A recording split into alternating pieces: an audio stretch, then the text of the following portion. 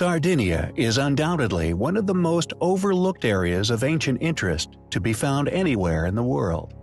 Located within the Mediterranean, it's a large Italian island with 2,000 kilometers of coastline, dotted with sandy beaches. The interior, however, contains some of the most heavily concentrated ancient ruins to be found anywhere. Thousands of structures, known as nuraghes, litter the island. Stone structures masterfully shaped like beehives, often with domed roofs that from inside reveal the mastery of the original constructors, with the largest and oldest of which known as Su Nuraghe in Barumini.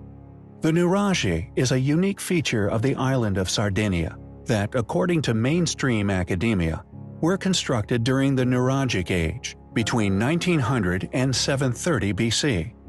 However, the nuraghe is not the only compelling ancient ruin to be found upon the island, that regardless of the mundane academic explanation for their origins, are indicative of an enigmatic, highly capable, lost group of ancient beings, locally said to have been of tremendous size.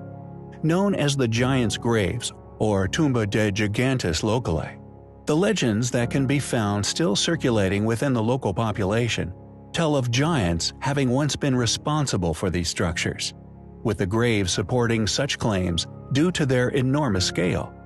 However, predictably, academics argue that the size of these tombs were merely due to them being mass graves, although any remains from these supposed nuragic inhabitants, dated to the Bronze Age, remain elusive.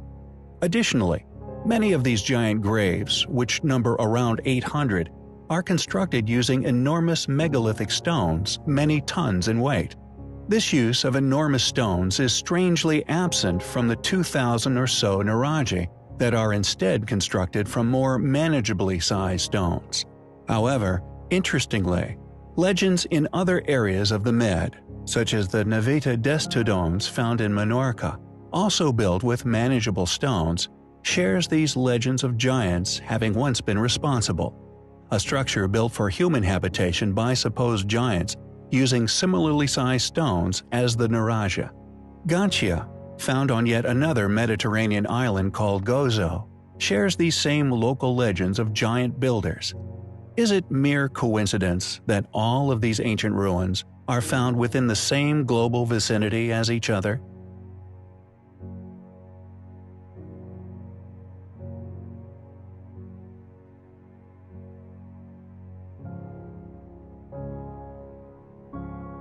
An extremely ancient ritual, still practiced within Sardinia, predating Christianity by a considerable time, could hold clues to the construction of these giants' graves. A carnival so old, the story behind its purpose has been lost throughout the ages. Depicting monsters of giant proportions, often covered in cowbells and adorned with horns or goats' heads, these monsters march through the local town, controlled as they go by human-looking counterparts, named the Isohadores. Known as the Carnival of the Mamuthones, what exactly the Mamuthones are, or indeed possibly were, is also lost to history.